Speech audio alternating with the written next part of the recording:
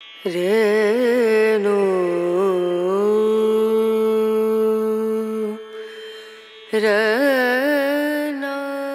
বারাণসী, বেনারস, কাশী একই শহরের তিনটি নাম। উত্তরপ্রদেশের বারাণসী জেলার গঙ্গার তীরে অবস্থিত ভারতের প্রাচীনতম শহর এই বারাণসী। হিন্দু ও জৈন ধর্মের 7টি পবিত্রতম শহরের একটি হল বারাণসী। এই নামটি এসেছে দুটি নদীর নাম থেকে, বরুণা ও অসি। কিংবদন্তি অনুসারে স্বয়ং শিব এই শহর প্রতিষ্ঠা করেছিলেন। হিন্দু শাস্ত্র মতে যে 7টি শহর মোক্ষ স্থান করতে পারে তার একটি হলো বারাণসী। এখানে ধর্ম, ইতিহাস আর ঐতিহ্য মিলেমিশে একাকার হয়ে গেছে। প্রতি বছর লাখ লাখ পর্যটক ভিড় করেন এখানে। অসংখ্য মন্দির, বিখ্যাত গলি, স্থানীয় খাবার আর অবশ্যই এখানকার ঐতিহ্যের সাথে জড়িয়ে থাকা ঘাটগুলির গল্প জানিয়ে শুরু হচ্ছে বারাণসী পর্ব। নমস্কার, ওয়েলকাম টু বং ন্যারেটর।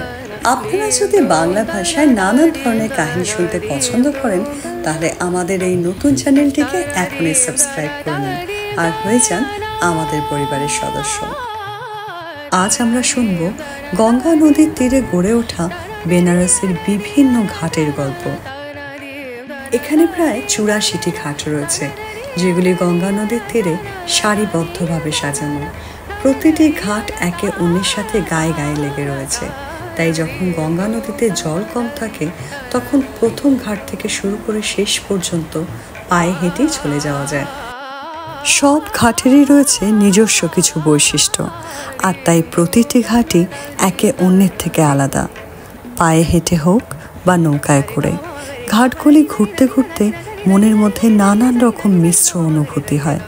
কোথাও বা নতুন জন্মকে আহ্বান করা হচ্ছে, আবার কোথাও জীবন থেকে মুক্তির প্রক্রিয়া চলছে। বেশ কিছু ঘাটের সাথে জড়িয়ে আছে নানান কিংবদন্তি কাহিনী, যেমন দশাশ্বমেধ ঘাট, মণিকর্ণিকা ঘাট, অসি ঘাট, সিন্ধিয়া ঘাট, তুলসী ঘাট ইত্যাদি। এর মধ্যে সবচেয়ে প্রাচীন এবং গুরুত্বপূর্ণ ঘাটটি হল দশাশ্বমেধ ঘাট। এই ঘাটেই শুরু হয় জীবনের উৎসব।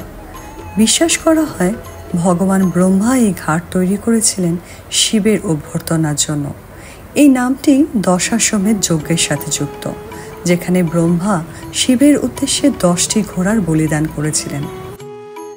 পুরাণ অনুসারে ব্রহ্মার এই যজ্ঞে দেবতা এবং ঋষিরা আকৃষ্ট হন এবং গঙ্গার পাড়ে একটি পবিত্র স্থান তৈরি করেন। এর ঠিক পাশেই রয়েছে মণিকর্ণিকা ঘাট, যেটি হলো একটি মহা শ্মশান, যেখানে চিতার আগুন 24 ঘন্টা জ্বলতে থাকে। मणिकर्णिका घाट में मणिकर्णिका घाट एक कुंड है, कुंड बना हुआ है। मणिकर्णिका घाट पे माता पार्वती जी और शिव जी जब उस कुंड में स्नान कर रहे थे, वहाँ पे माता पार्वती जी का कान का कुंडल और शंकर जी का जो बीच वाला है उनका मणि उसमें गिरा, तो बहुत ढूंढने के बाद दोनों लोग को नहीं मिला। প্রচলিত কাহিনীতে বলা হয় এখানে কুণ্ডে স্নানের সময় শিবের মণি এবং দেবী পার্বতীর কানের দুল হারিয়ে যায়। বহু খোঁজার পরেও সেগুলি না পেয়ে দেবী পার্বতী এই ঘাটকে অভিশাপ দেন যে এই ঘাট সব সময় ফাঁকা থাকবে, এই ঘাটে কেউ কখনো আসবে না। স্বয়ং ভগবান বিষ্ণু তখন কচ্ছপের অবতার নিয়ে দেবীর কানের দুল খুঁজে দেন এবং অনুরোধ করেন তার এই সাপ যেন তিনি ফিরিয়ে নেন। দেবী পার্বতী তখন বলেন যে সাপ তিনি একবার দিয়ে দিয়েছেন সেটা তো ফেরত নেওয়া সম্ভব না, তবে তিনি আশীর্বাদ করেন যদি কোনো ব্যক্তির কাশীতে এসে মৃত্যু হয় এবং মণিকর্ণিকা ঘাটে তার দাহ সংস্কার করা হয় তাহলে সেই ব্যক্তি মোক্ষ লাভ হবে। আর সেই থেকেই কাশীকে বলা হয় মোক্ষনগরী। আর তাই এই ঘাটের নাম মণিকর্ণিকা ঘাট। বিশ্বাস করা হয় এই চিতার আগুন সেই সময় থেকে সমানে জ্বলে আসছে, একবারের জন্য নেভেনি। এখানে আরেকটি জনপ্রিয় ঘাট হলো অসি ঘাট। গঙ্গা ও অসি নদীর মিলনে অবস্থিত। শিব এখানে শুম্ভ নিশুম্ভকে বধ করেন বলে বিশ্বাস। পুরাণ অনুসারে শিব তার তলোয়ার এখানে ফেলেছিলেন, যা অসি নদী তৈরি করে। এই অসি ঘাটেও প্রতিদিন ভোরবেলা এবং সন্ধ্যাবেলায় মা গঙ্গার আরতি করা হয়।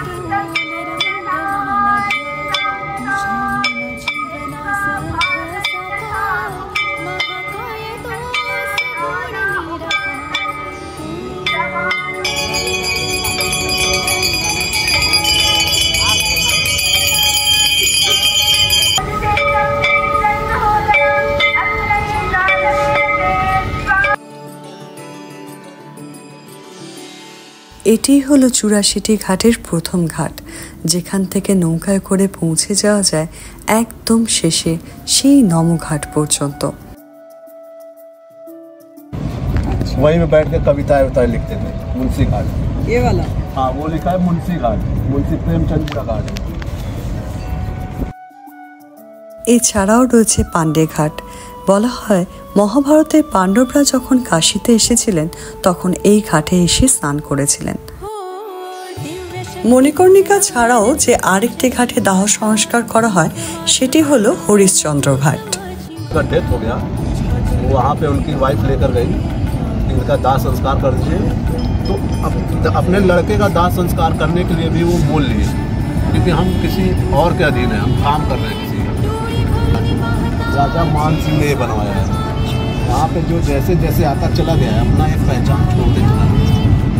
ऐसे ही 84 घाट पूरा टूटे बसे हुए। ये वाला देखिए, ये जो मंदिर दिख रहा है, ये घाट से ऊपर जाएंगे थोड़ा राइट साइड में जाना पड़ेगा। राइट साइड माता विशालाक्षी देवी जी का मंदिर है जी, शक्तिपीठ मानी जाती है। और वहीं से आगे जस्ट जाएंगे तो वो दशाश्वमेध घाट है, मेन घाट है। अभी आरती हो रहा है। हाँ, आरती सुबह में भी होता है, लेकिन शाम वाली आरती जो वर्ल्ड फेमस आरती है वो दशाश्वमेध घाट पे। हाँ, এছাড়াও রয়েছে দ্বারভাঙা ঘাট, যেটি বিহারের দ্বারভাঙার রাজা বানিয়েছিলেন।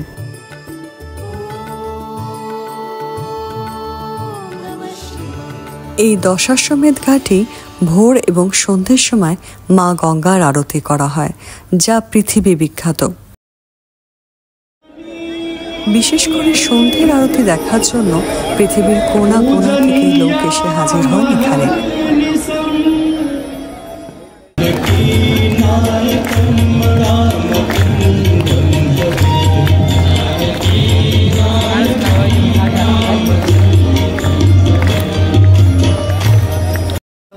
সমস্ত পুরোহিতরা যখন বেদির উপর দাঁড়িয়ে একই সঙ্গে আরতি করেন, পুজো করেন, তখন তৈরি হয় এক অপার্থিব পরিবেশের, যার জন্য স্বয়ং মা গঙ্গাও বোধহয় অপেক্ষায় থাকেন।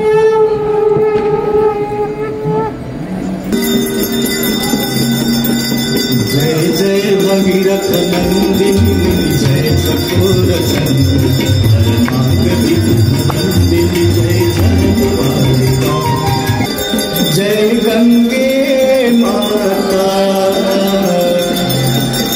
जो नर तुमको ध्याता, जो नर मैया जी को ध्याता, मन वांछित फल पाता। जय गंगे माता।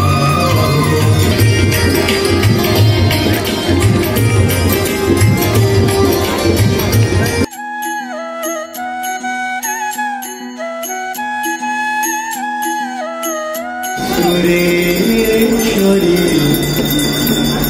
भगवती गंगे।